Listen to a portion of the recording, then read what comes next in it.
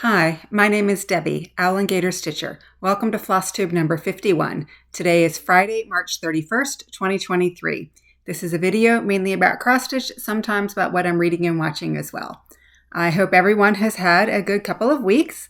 It's been relatively quiet here for me, which is the way I like it. Got a lot of stitching done and just overall enjoying the nice weather that we have here in Florida. So I'm just going to jump in and start talking about cross stitch. So last video, which obviously this is 51, that was video number 50, I had a drawing to celebrate 50 years on Flosstube, and so I did a random comment picker for two patterns I was giving away. So thank you to everyone who entered. So the first pattern that I was giving away, this is Hip Hop Chockful from Hands On Design. It's a cute little pattern. And the winner of this one is Stitching by the River. So thank you for entering, and if you can send me your mailing address, you can send it either to my Instagram account, which is Owlandgatorstitcher, or you can send it to my email address, which is owlandgatorstitcher@gmail.com. Both of those are in the drop-down box below. I will get this in the mail to you. And the same goes for the second one. So this is Earth Flowers from October House, a nice little sunflower pattern. And the winner of this one is Sabrina Ran. So Sabrina Ran, thank you for Thank you for entering, both of you. And if you both can just drop me a message, and I will get these out in the mail to you probably sometime next week if I get your address over the weekend. I'm not going to comment on your comments simply because I think we're all aware of all the spammers that have been going around on Flosstube right now, and I don't want to accidentally have someone engage in that. So please just drop me a line. I actually have an FFO to share with you. So this is my FFO. This is a pattern from Stitching with the Housewives. It's called Whipping Up Freedom. It's a pattern I finished like a year ago. So you can sort of see it's Santa and a reindeer, a combination of Christmas and celebrating the 4th of July. Obviously, if you don't want to celebrate the 4th of July, you're not American, or it's not your favorite holiday, you could, if you ever got this pattern, you could just probably take those red stripes over and not do the stars. It was a fun pattern to stitch. I did not do well with choosing the fabric. I picked a 32 count linen, and it was a bit fussy for a pattern this small, but pattern came out really cute. And I really do want to start doing some of my own FFOs this year. I really want to teach myself how to do a flat fold. So this is not a flat fold. This is an ornament, but a lot of the elements are the same. So I just wanted to get some practice. So I used a foam core board. I think that's what it's called. And I used a backing fabric, just glued everything, glued the backing fabric on, glued not this on itself, but when I flipped it over, I glued it on, and then put on the hanger, mashed it together. It's a Priscilla and Chelsea pattern. So of course I had to put a big bow on it to how do they call it? Priscilla and Chelsea-fy it. So I did a double bow, just some ribbon that I picked up at probably either Michael's or Joann's, probably Joann's in fact. And I also had this, I don't even know what you would call this. It's sort of cording, but then there's like little beads in the cording. It came, just cut it right off the roll, like you would have ribbon or something. So I did that. So this is not anything creative that I did, and glued that on. And then I did a cover button with the same fabric that's on the back. And that is my finished piece. So while I'm calling this an ornament, who knows if I'll actually hang it on my tree. We have a small tree. I'm not into, we have a Christmas tree. We put it up, but it's only up for a couple weeks a year. This may just sort of get hung somewhere. It's not going to stay out in the living room all year round. Don't get me wrong. It may just be propped up in my craft room because it kind of makes me sad to like spend time working on things and then they get put away for 11 months of the year. So anyhow, that is my FFO. And who knows if I will have a flat fold for you next time, but that is my goal. So we will see. It depends when I have the time and the courage to do it, and also when my next video is. I haven't decided that yet. So that is my FFO.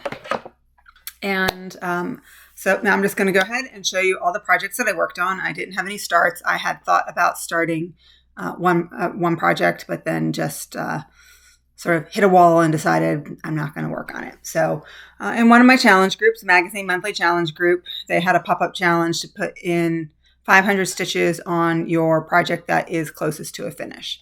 So the project that I picked, this is Caroline and Emma. It's from it's vintage, as I call it. I'm not even showing you the cover photo because it is getting close to a finish. But it is from it's like the January, February, 94, 95, around then. So almost 30-year-old pattern. And even when I posted it, someone commented, "Oh, that looks classic," which I use it as vintage, and it is.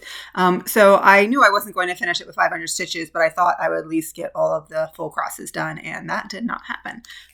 It's one of the, as I say, you feel like you're so close, and yet you're not. But what I did, I finished. I finished around this block, and then basically this is her dress. I got all of the white and pale purples in her dress done. And then I just started pulling in where there were gaps. So I had some stitches left in the bear's face. I did a lot. I had some of the stitches in the ribbon, but I did a lot more. There's still one more color in the ribbon that I need to complete. And then there's some toys down here that need to get done. I think I need to, that block I think is done, but then there's a top here and another block here. So, and the spinning top is quite big. And then because it's from the 1990s, there is a ton of backstitching that has to go into this.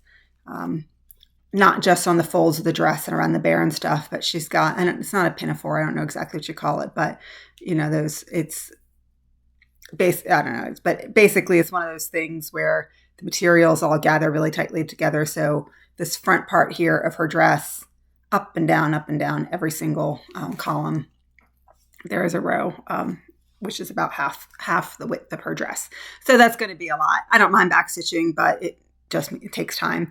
So I don't know when I'm going to get a chance to pull this one out again. But thank you to Caroline and Robin for managing that group and giving me an excuse to pull this out. This is a project I would like to finish this year. There's no reason why I can't finish it this year. I just need to, have a couple more days to work on it. This was one day of work that I did one morning, afternoon that I worked on it and got in the 500 stitches. So that is Caroline and Emma. Sorry, I'm just putting this down here. All right. Another one of my challenge groups that I'm participating in, they have what they call a whip frenzied, and the idea is to put in 100 to 200 stitches on a number of projects. I sort of dipped in and dipped out and participating in that over, it was like 3 days. It does get a bit tiring after a while to pull out a bunch of projects and just get in 100 stitches. So sometimes I pull something out, work on it for a couple of hours, and would have hit that goal and then moved on to something else. I also tried to pick out projects that I maybe needed from other challenge groups. Like I had a,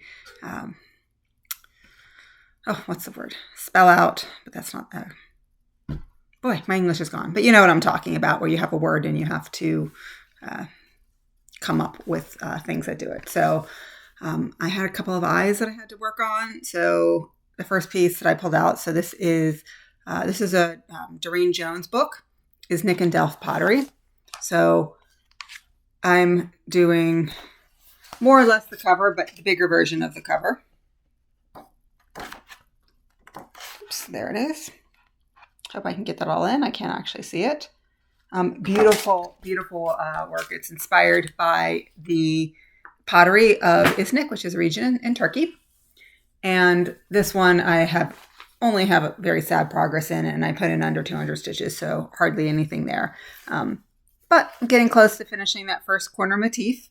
I certainly put in all the red and some of the blues. And then if I had thread left on my needle, I was just coming over, so you see it pulled over here a little bit more. This piece, when I do pull it out, goes very, very fast. It's a pretty stitch and it's easy. But again, it just is, with all the projects I have, some things just don't get as much love as they should. And this is one of them. But it is a beautiful project, and it reminds me of the time that I lived in Turkey. that as Isnik. And the next project also was pulled out, also inspired because I needed an eye. And I could have used Isnik multiple times, but I thought, well, might as well start pulling out other things. So this is from Just Cross Stitch and Country Crafts. And this is called In the Garden. Also another 1990s magazine piece. And lots of backstitching as a result. So it's not as, some parts are just not, you see the stitching, but it's not as detailed as it will be in the end. So here is what I have done. And this is on a 28 count Lakeside linen. I think the color is called Aqua. Beautiful, beautiful fabric. The colors are popping really beautifully on it. And so I focused on this birdhouse over here. This is the last birdhouse that I have to work on. And this is kind of like the easy part of the pattern, the birdhouses, because it's not necessarily block stitching. There is quite a few colors in there, but it's easier to follow. The flowers are particularly difficult. I know I have a mistake somewhere down here, just a counting error. So I will have to fudge it at some point, but I don't remember exactly where that mistake is. So anyhow, this is where I am on In the Garden. All right, now one of my focus pieces for this year. This is the Blue Flower. This is Huckleberry Farm. So a group of us have each picked our own pattern. We have blatantly copied off of other Flosstubers who have done this. Some people in the group are Flosstubers, some aren't. But anyhow, we took a pattern. Could be a brand new one, could be one that you've already started. And the idea is to break it down into all pieces and do a part each month. So I deliberately gave myself easier amounts in the first 4 months of the year, because I'll show you at the end why I did that. So in March, my goal was, I had already done about half of the capital alphabet already. And I had already done one for me, one for the basket, or one for me, one for the basket. I already done all of that. And the goal was then to finish the alphabet, as well as sort of finish some of the zigzag here. And my goal for April is also very small, which is just to do this. And then it will pick up considerably after that. So here is where I am. So I finished, let's see, I finished the alphabet. It doesn't really show up on camera. It shows up much better in real life. The L is done in a different color. That is the initial for my last name. So I did the D is buried under the Q-snap, but the D and the L, those are my initials, are done in a different color. It's the same color as one for me, one for the basket.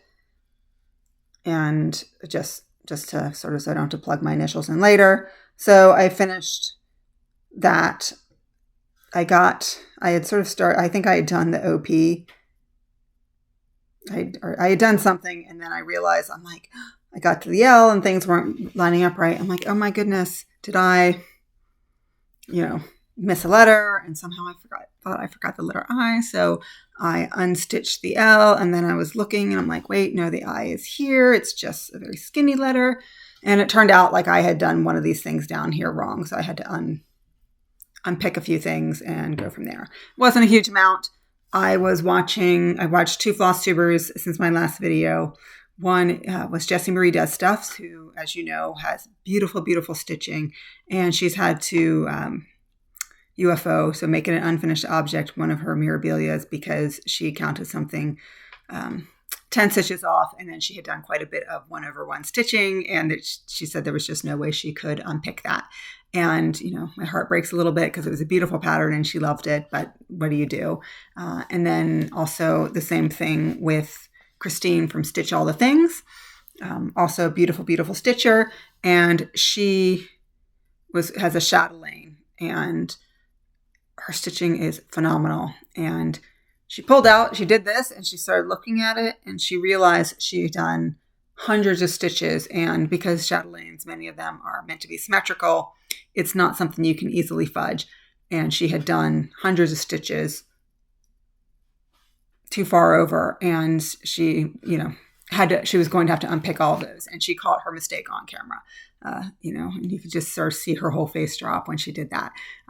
So having seen those videos and knowing unfortunately how bad mistakes can be at time, having to unpick 20 or 30 stitches, I was like, just go with it. This is not a big deal. A lot of times I do try and frog, but it was too far over for me because there is like a vine and stuff here that comes down for me to try and fudge it. So it was easy enough to unpick. And I just remind myself that, even the best stitchers make mistakes. And I'm not one of the best stitchers. I don't say I am. But, when you see people who you really admire their stitching, and yet even they are open about their mistakes, it sort of makes it easier to take my own mistakes in stride.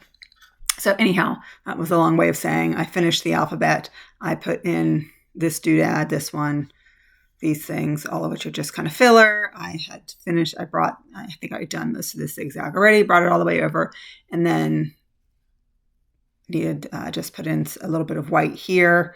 This is a picket fence that's in front of another little hill with a bear.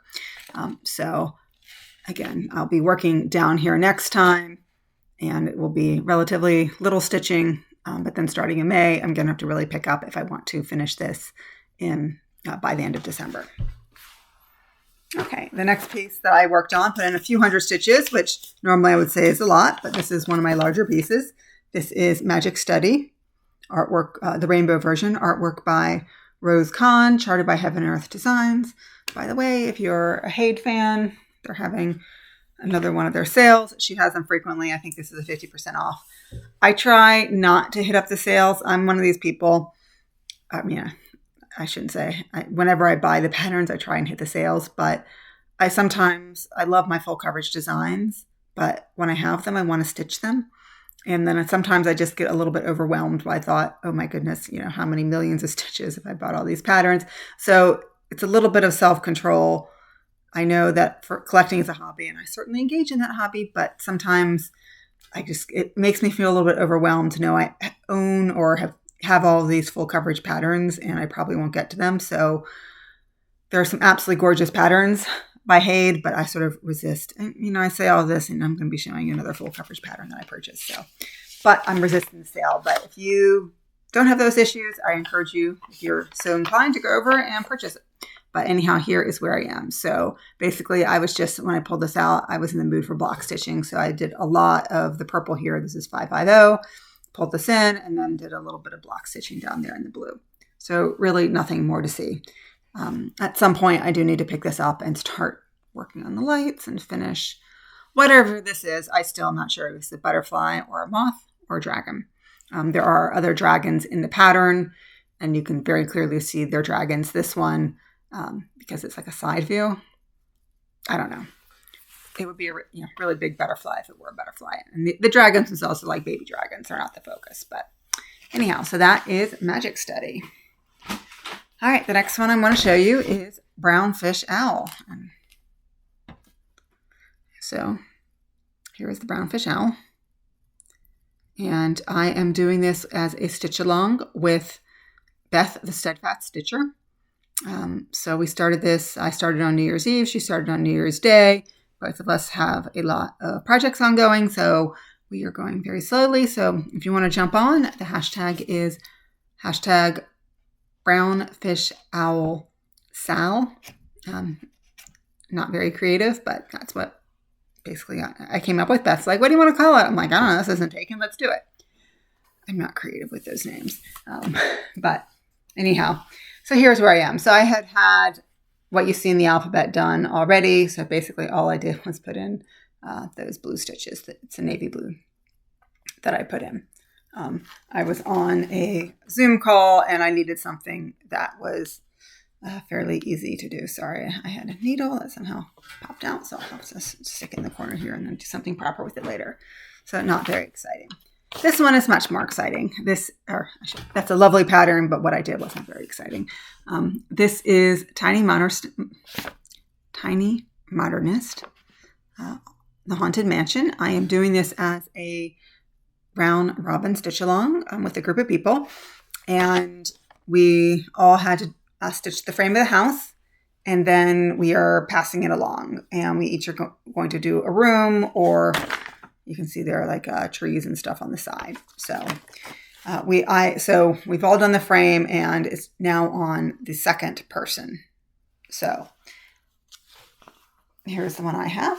So here's overall what the person had stitched. And the person who mailed it to me had done this little vampire, which is so cute. So I went down and did this room here. And we are doing it in whatever order. So pick whatever you want to do and pick. That was the instruction. So if it's free to do, do it. So I chose to do this room down here. And so I did the skeleton. This is the front door, obviously. I am pretty sure on my own pattern. I don't know. I printed out the pattern. I bought a PDF and I printed it out. And I think my printer I know my printer isn't a great quality. And so like some of the symbols are blurred. I can still read them, but I think it makes it harder to read the backstitch lines. And so I think, and I was also like getting to the point where I was like done with the frame of this house. And I'm not sure I put the backstitch on the stairs. So when I get it back, I'll put the backstitch on. But anyhow, I did not do the backstitch. Someone else did that. But this is the front door. So I did the skeleton, the lights, the grating up there, the little pumpkin. And I don't think you can see it, but we were asked to put our initials in there. So rather than doing like the texture on there, I put my initials in the pumpkin. So that is Tiny Modernist, the Haunted Mansion. And I'm really, really enjoying participating in that stitch along, the round robin. It's fun to sort of see the other fabrics that we all chose. I think with the exception of the moon, the pattern calls for DMC, and I think we're all using the call for DMC. But it's just fun to see the fabrics and how people, what people choose to stitch. And just, there's some amazing stitchers. All the stitching I've seen so far in these projects just looks great. Okay, so the next project I worked on, this is 3 dancers from Stitching Jules Designs. So the pattern was gifted to me from Jules. She did a call out a while ago and asked if there were any under 1,000 Flosstubers who would be interested in getting some of her patterns and if we would stitch them up and show them. So I volunteered to do that. So here is where I am now. So this is a relatively small pattern for a full coverage. I think it's about 26,000 stitches or so. So I put in quite a bit. I know I've done some of this. I put in about 2,000 this month, but I know I showed some of this before, but I came back to this and just was filling in mostly yellow and orange. So a lot of this background here is done. Just a lot of fun working with colors that I don't normally work with. I don't do a lot in yellow and orange, but I love bright, vibrant colors. And this whole pattern just meets that. So it's been a lot of fun to work on this one. So, and you can see, obviously, this dancer is really popping out and you're starting to see this is the head of one of the dancers. And then this will be her body there as well. So just a lot of fun to work on this. And so that is 3 dancers. Next piece, one I show almost every video. This is Cats in the Toy Box, artwork by Leslie Ann Ivory. I'm charted by Heaven and Earth Designs. So I am working on the kitty here, the bottom half of the kitty. I've done all of this and some of this over here. So I am over 80% on this now. I put in about 4,000 stitches this month, in the month of March. You've seen some of this progress, but here is more. So I totally finished this. I think I've done most of this side border as well. This is finished the little figures on the carpet here, and I've just started filling in. So working, so this side of the kitty is done. Started getting a little more details into the tail. Obviously, I still need to do the other half of the kitty and finish the tail before I move the Q-snap again. But this is coming along really nicely. And it's just that satisfaction you get when you're a full coverage stitcher and you can really see yourself closing in on a finish on some of these big projects. And this is about 141,000 stitches. So it is a very large, BAP or whatever you want to call it. project, but when you start stitching some heids and then you start to realize this one isn't as big, and I know I basically have been putting in 3,000 to 4,000 stitches every month for the past 2 years. So putting in that amount of stitches every month and still realizing how long it takes, it just sort of goes back to what I was saying before about my other pieces and why I don't buy so many charts, full coverage charts. And I do buy them, don't get me wrong. And I certainly print out or download the freebies, but it's still they do take quite a bit of time. So that is Cats in the Toy Box, and I'm just holding here because I love it so much, and I did not plan this, but I do love the way the Q-snap just happens, so you can start to see the beads even coming out here, coming out really nicely. So that is Cats in the Toy Box, and I did a calculation, and when I started the year, I needed to do about 3,200 stitches a month in order to finish it by the end of 2023. I've now dropped that down to 3,000, so that's my goal every month. Although I will probably, towards the end, really make a big push and probably get it done in November, because there's going to be a point that I'm just going to want it done. Not because I hate it, but just when you can see that you can see the finish line, you put a big push. I did in one of my groups participate in March Madness. That was my first time ever participating in March Madness in any shape or form. And I'm going to say I didn't love it. I love the idea of it, but just the way I like to stitch. And this group was like, do however you want. You can put, pick 3 projects and just list them, and then they compete against each other, or you can, do 16 different projects. And I did 16 different projects, and I think that was some of my mistake.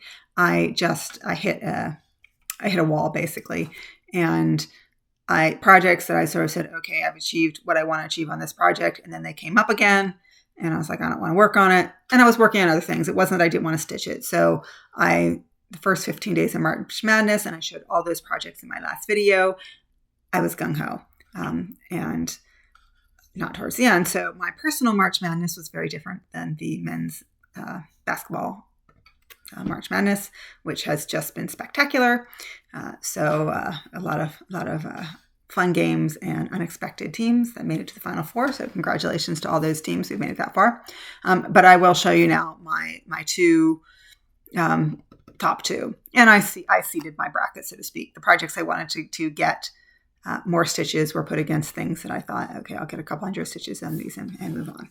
So one of those was Portrait of Veronica by Mirabilia. And to be honest, even though I set it up this way, I even one time didn't even work on this one. I skipped it. The day came up, I'm like, I don't want to work on that.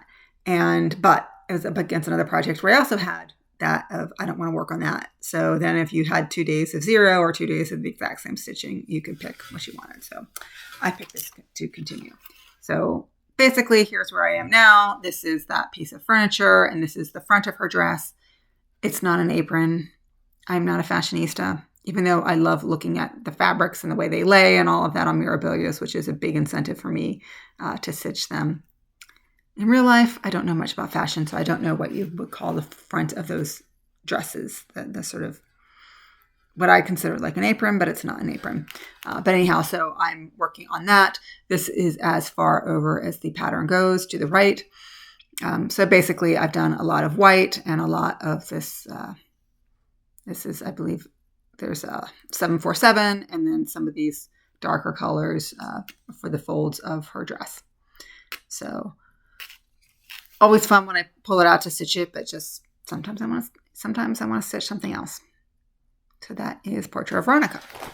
And then the piece which won, which I set it up because my goal is to get this done. And this is why Huckleberry Farm, when I show that, this is the reason why Huckleberry Farm, I deliberately didn't give it as much emphasis. So this is Oh Joyous Day by Blackbird Design. And the reason why is, one, I want to get this done in April. I can't guarantee I'm going to get it done in April, but my 20th anniversary is coming up in June, and I want to have this done before then. So I pulled it out of the Q-snap, and here is where I am. So there's that first band,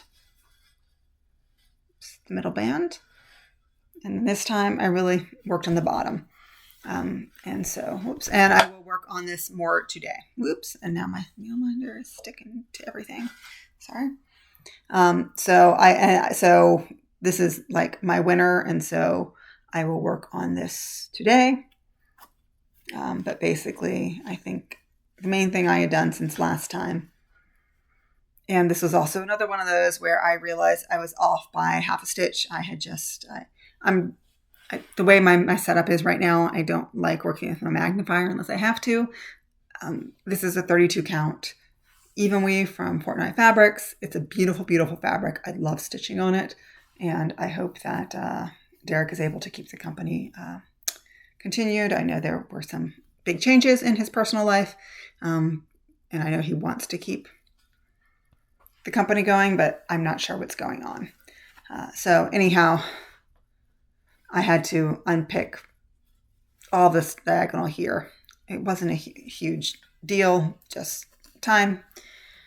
So I redid that. I had done a few of these letters, so I did a lot more of those letters. I think I've done this whole flower since I showed you, and then this is the start of one of the leaves. I did run out of one of my colors.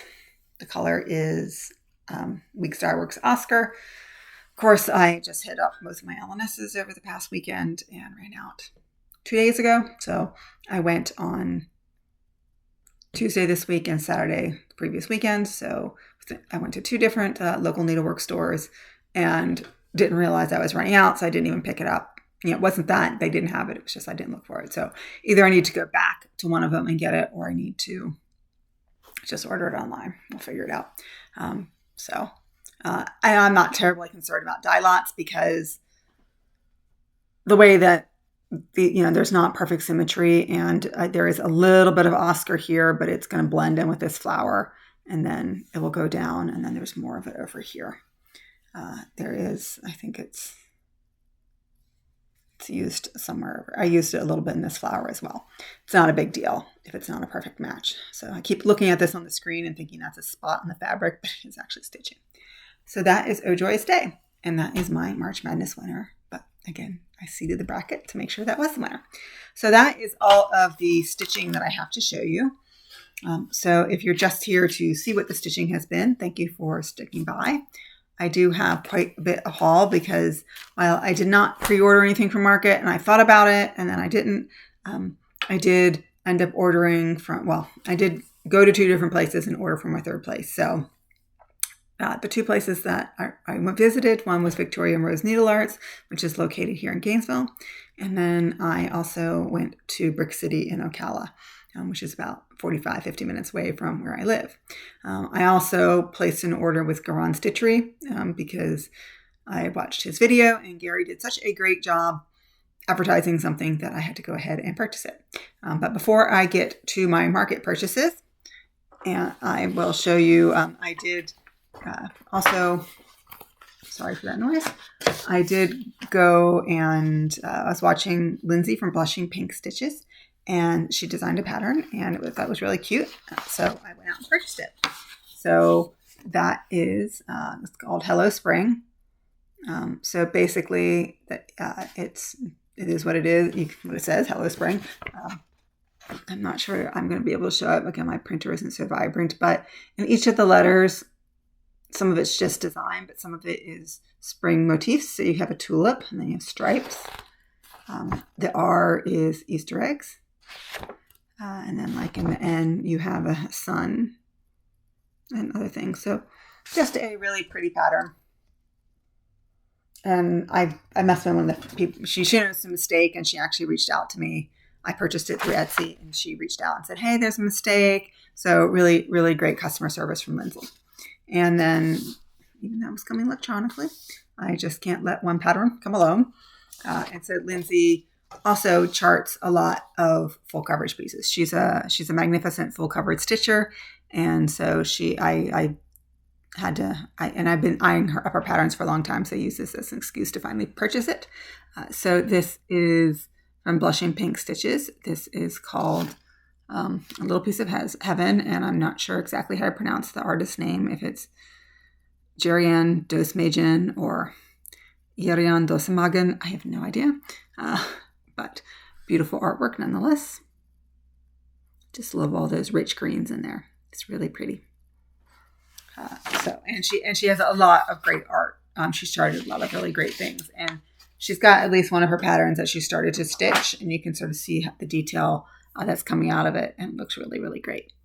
Okay, so on to my market purchases.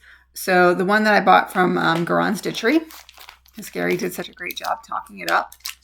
This is Horn of Plenty from Glendon Place, and he said he had seen a model at market and just was talking about the richness and the colors and everything. And it was, and the designer, I think, was concerned that you couldn't get that richness in the color with DMC. So the designer used Sullivan. So I bought the floss pack. I also bought the bead pack. And then there's some, I believe, there's some Rainbow Gallery threads as well, which I purchased, but I just didn't put them over here near the video.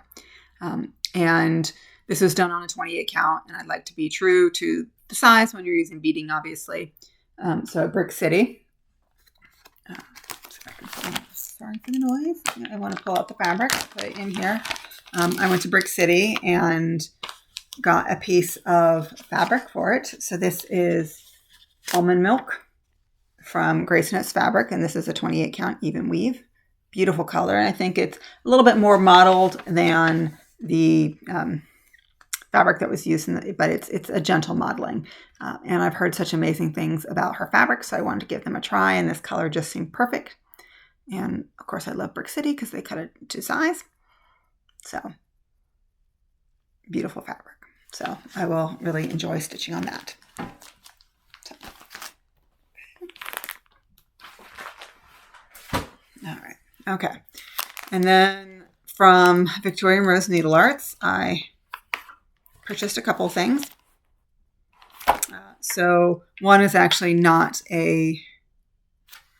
one of them is not a market design. It's an older one, but I've been eyeing it up forever. And it is, Fox and Rabbit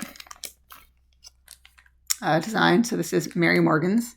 So, and one of the people who, she had a market day, and one of the people who was in the store had said, she's seen people stitch this up, and like everything, that the cover photo doesn't do it justice. And I've seen people on Flosstube stitch it up, and it looks absolutely amazing. So I'm glad I have my opportunity to finally pick this up. But then the other item that I picked up, which is a market release, which is absolutely gorgeous, is Summer Quaker from Lila's Studio. And just look at that center motif. I mean, the Quakers around it are beautiful too, but just the level of detail in that motif is gorgeous. And then I also got, I'm going to pull this out. I just stuck it in here because it was easy to stick in here. Some free floss. This is from Extrude Designs. She, Victoria Rose Needle Arts, buys a lot of her fabric, and so she sent some of her floss for us to try as well. So this was a freebie. So I'll find something that needs a nice little green and use that. Not necessarily in this pattern, but just good to have. And then from Brick City, I went down there, and it's just always interesting to me to see, I mean, there were some duplicates obviously between the two stores, but how varied the cross-stitch, community is, and the types of things that stores purchase. So things that, and maybe they each had others, each other's things, not each other's things, but the same items, but just the way they're laid out and what you find in stores are different. So 3 things that I picked up at Brick City. One is the Nutcracker from Twin Peak Primitives. And I think I love, like many people, I love the Nutcracker as a child. Love the music and just the whole concept behind it. But I think what appealed to me most about this pattern was that you have the Mouse King there, and they're engaged in their little sword play. And I think so often, because of the name, everyone focuses on the Nutcracker. But the Mouse King is an important role as well. And so I think that's what I really like about this pattern. And then another one, this was, I love the colors of this. I think this is a computer generated chart, so it's not as vibrant as it should be. This is Morning Glory Manor from Shannon Christine Designs. So just I think like a lot of people, I love the colors in this, which is what inspired me to get it. And then the last piece that I purchased is Spring from Primrose Cottages. I completed winter when I went to Annabella's retreat in January here in Florida. Primrose Cottage was the guest designer. And so they had the winter one, so I completed that already. So get the next one. So I am clearly in spring mode because I bought Hello Spring. I bought this spring. Morning Glory Manor is very spring colors. Yes, I live in Florida, but if it drops below 60 degrees, I'm not happy. I woke up this morning, it was 59. It was like the world was coming to an end for me. I'm just joking, of course, but I do like my warm weather. So that is all the stitching I have. I am going to talk a little bit about a book and a TV show. So if you're not here for that, thank you very much again. And I'm just going to jump in and talk about a couple things. So the book I want to talk about is Concrete Rose from Angie Thomas. So Angie Thomas, I don't know if it was her first novel, but I think what launched her to prominence was The Hate You Give, which they also made into a film. And it was about I cannot speak today, an inner city teenager who witnesses a shooting, and she's not sure what the right thing is to do to come forward because there are police who are involved and there's a lot of things going on. And this is the prequel to that. And it goes, and this is basically, so when her parents were her age, so it goes back, I don't honestly remember when The Hate You Give was set, but this is set in the late 90s. And so basically it is about, and this is where the hate you give was done from a teenage girl's perspective. This one is done from a teenage boy's perspective. And it basically starts off that he's a boy in a very difficult situation. Basically starts off that he finds out that this girl that he was with like a year ago, he finds out that the child that she had was his. He's coming out from getting a DNA test. And that's how the novel starts. So basically you go back and it was just basically someone he had a one night stand with, but it comes out and basically the mother basically says, I need a minute, and walks out for good. And so he's now left with his own mother to raise this child, and his father is in, the teenage boy's father is in jail. But it just sort of goes through, but it sort of lays the groundwork of sort of a teenage boy who's living in poverty. How does he deal with the situation of being a father? And he steps up. But how does he deal with this, the violence in the inner city? People he are very, someone he's very close to is killed, that people who are involved in gangs and the drug trade, and just sort of all of that. And how do you come out from that? And what is sort of some of the guiding principles and the guiding light, and how do you, when you're living in a difficult situation, how do you make the right choices? And he's not perfect by any means, but he does come out. And it was the hardest thing in The Hate You Give that to wrap my head around, which is part of the reason why I think she wrote this novel, was the lead character is named Star, and she talks about one of her friends, and she's like, we share a brother. And I was trying to wrap my head around that. And she explains it. And this book finally it gives me the answer. And it's actually very central to the plot about how they, it was just a very interesting way to say, rather than saying my half brother's half sister, just we share a brother, but we're not related. It was just very hard for me to wrap my head around that concept. Even though I know it happens all the time, that there are blended families and remarriages, or, people have kids with multiple partners, and this is not a judgment on any of that. But it's still, when she sort of said we share a brother, just some reason my mind couldn't wrap itself around that. So this book is not about answering that question, but she just gives details on how that happens. So anyhow, Angie Thomas is a phenomenal writer. I listened to the audiobook for this. And so they had a really good actor who read the novel.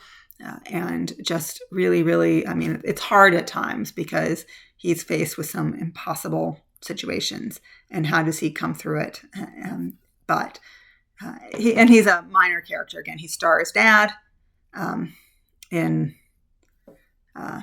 he stars Dad in the book, The Hate You Give, and he's a good character. So, like, whatever choices, he's not going to end up in jail for 30 years. But, he faces some hard choices, and he's not perfect. So anyhow, that is the novel I recommend to you.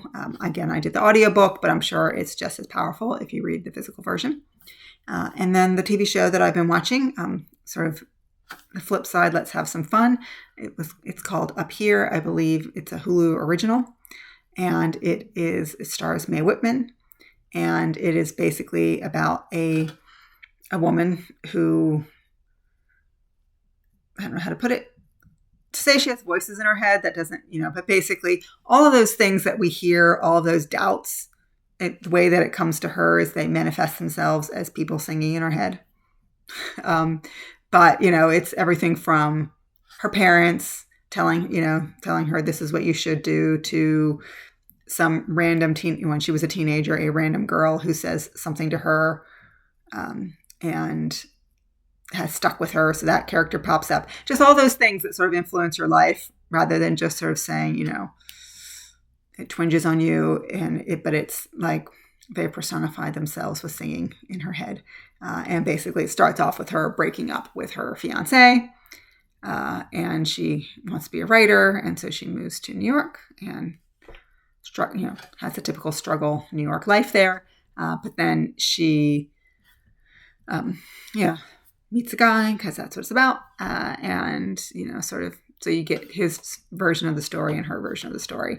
And it's a musical. I think it's all original music for the most part. The people who wrote the music are, there's some connection with Hamilton and with the Book of Mormon. I don't know if it's the people who wrote the music, or there is connection. So it has a Broadway feel to it to a certain extent. Obviously, the way they've done it, it's not a play. It's done looking like a regular TV show until they all start breaking out in song and dance. But Mae Whitman and the male lead, whose name unfortunately escapes me right now, did a great job. So that's my recommendation. So that is all I have for you today. So if you're stuck around really till the end, thank you so much for being here. I'm hoping to come back. I'd like to come back in the middle of April, but I know I'm a bit busy at that time, so it may be towards the end of April. So whenever I come back, until then, happy stitching. Bye.